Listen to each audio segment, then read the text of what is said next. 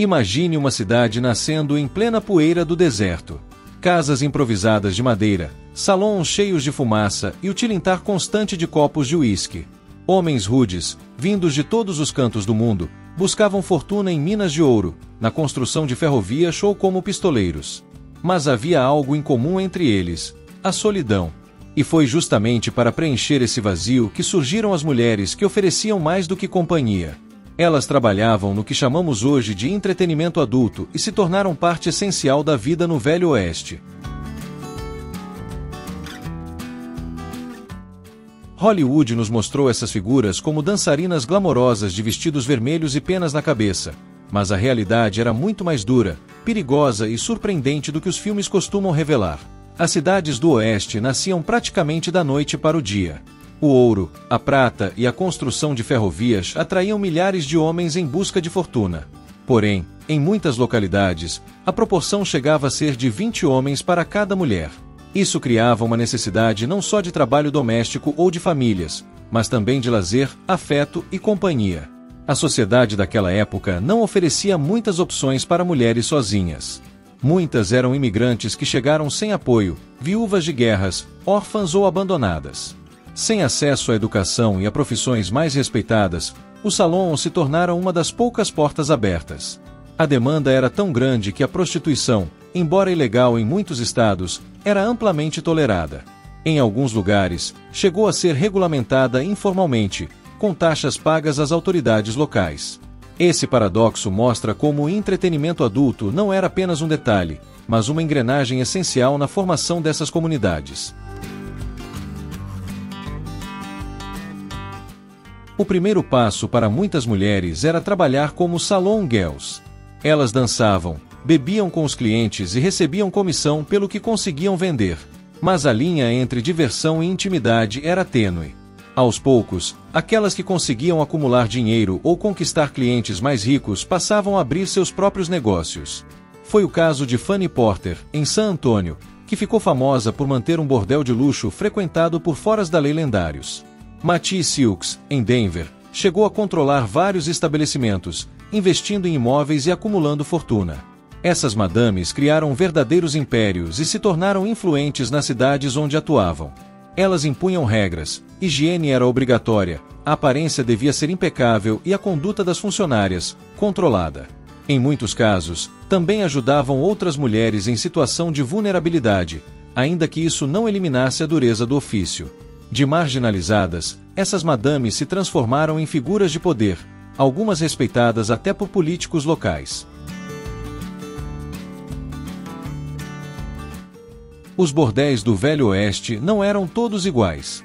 Havia estabelecimentos de luxo, com móveis importados, música ao vivo e festas privadas, mas existiam também os cribs, pequenas cabanas ou quartos improvisados onde mulheres atendiam clientes em condições extremamente precárias. O termo crib se popularizou em cidades como Los Angeles e Butte, Montana, e descrevia espaços minúsculos, muitas vezes apenas um colchão no chão e uma bacia de lavar, onde as mulheres trabalhavam em alta rotatividade para atender à enorme demanda masculina. Esses cribs eram estruturas de baixo custo, geralmente localizadas próximas a salões ou minas, e atendiam clientes de menor poder aquisitivo, que não frequentavam os bordéis mais sofisticados. Apesar de simples, eram essenciais para a economia local, proporcionavam renda para mulheres que não tinham outra opção de sustento e ajudavam a movimentar o comércio nos arredores, como bares, restaurantes e lojas de suprimentos. Do outro lado da escala estavam os bordéis de luxo, com mobília cara, cortinas de veludo, pianos importados e festas exclusivas. Um dos mais famosos foi o Old Olmsted, de Pelo de Vere, em Cripple Creek, Colorado. Seu estabelecimento era tão refinado que atraía empresários, políticos e banqueiros. Hoje, ele é preservado como museu, lembrando um passado que foi essencial para a própria fundação da cidade. Apesar de ilegais em teoria, esses locais eram convenientemente ignorados pelas autoridades, porque movimentavam muito dinheiro. Madames pagavam taxas, sustentavam comerciantes locais e até financiavam obras públicas. Há registros de cidades em que o dinheiro dos bordéis ajudava a custear policiamento, iluminação e saneamento. O que em teoria era marginal, na prática ajudava a construir a própria civilização. Se por um lado havia bordéis luxuosos, Por outro, a realidade da maioria das mulheres era brutal. As condições de saúde eram precárias. Doenças como sífilis e gonorreia se espalhavam rapidamente e, sem tratamento eficaz, levavam muitas à morte precoce. Abortos mal feitos e complicações médicas eram comuns. A violência também era rotina. Muitas sofriam agressões de clientes, eram roubadas ou exploradas por cafetões. O consumo excessivo de álcool e drogas como o ópio era uma tentativa de fugir da dureza diária, mas acabava agravando o quadro. A marginalização social completava o peso dessa vida. Eram indispensáveis para a economia, mas rejeitadas pela moral religiosa e tratadas como párias em espaços públicos. Mesmo assim, algumas mulheres encontraram no ofício uma forma de sustento e até de independência, em uma época em que poucas opções existiam. Entre a humilhação e a autonomia, viviam uma dualidade que a história raramente reconhece.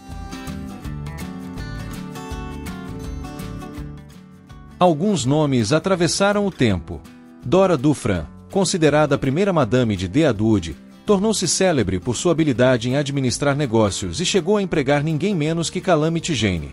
E é impossível falar do Velho Oeste sem mencionar Calamity, uma figura que transitava entre os salões e o fronte, ora como dançarina, ora como exploradora, ora como cuidadora de doentes durante epidemias.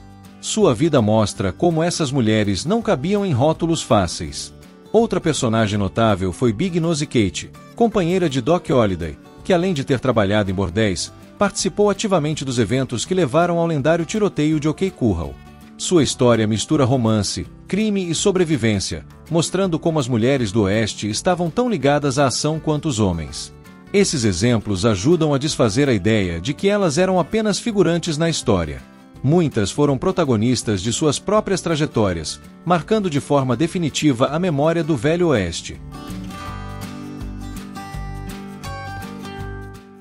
Apesar de sua importância, o legado dessas mulheres foi muitas vezes apagado ou reduzido a caricaturas.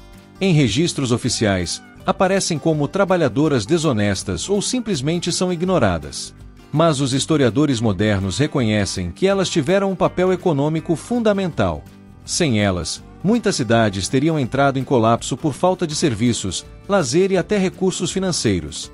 Os bordéis foram centros de circulação de dinheiro e, paradoxalmente, ajudaram a trazer estabilidade a regiões marcadas pela violência e pela transitoriedade. O que resta hoje são fragmentos, alguns museus, histórias preservadas oralmente e a lembrança de que, por trás da imagem glamourosa das dançarinas de faroeste, havia mulheres de carne e osso, sobreviventes que desafiaram seu tempo. Algumas ficaram muito ricas. Madames como Fanny Porter e Matisse Silks transformaram seus bordéis em verdadeiros impérios, comprando imóveis, roupas caras e até armas de luxo, algo inimaginável para a maioria das mulheres da época. A clientela incluía criminosos famosos. Bandidos lendários como Butch Cassidy e o Sundance Kid frequentavam bordéis de luxo em San Antonio e Denver, mostrando que esses lugares eram centros de poder e influência, não apenas de diversão. Empreendedorismo e regras internas. Algumas madames impunham regras rígidas de higiene, horários, conduta das funcionárias e até segurança armada, o que era essencial para sobreviver em cidades violentas. Serviço inovador. Fanny Porter tinha um sistema primitivo de reservas via telegrama, permitindo que clientes pedissem a presença de determinadas mulheres com antecedência. Isso pode ser visto como uma das primeiras formas de atendimento sob demanda do país. A verdade sobre o entretenimento adulto no Velho Oeste é que essas mulheres não foram apenas personagens de fundo nos salões. Foram empresárias, sobreviventes, vítimas e também protagonistas de suas próprias histórias. Sem elas, a construção do Oeste talvez tivesse sido bem diferente. E agora eu quero saber de você. Quando pensa no Velho Oeste, imagina essas mulheres como vítimas de um sistema cruel ou como pioneiras que desafiaram as regras da época. E não esqueça de entrar na nossa loja na Amazon, com livros sobre personagens e histórias do Velho Oeste, e uma lista com filmes clássicos para você assistir no conforto da sua casa. O link está aí na descrição.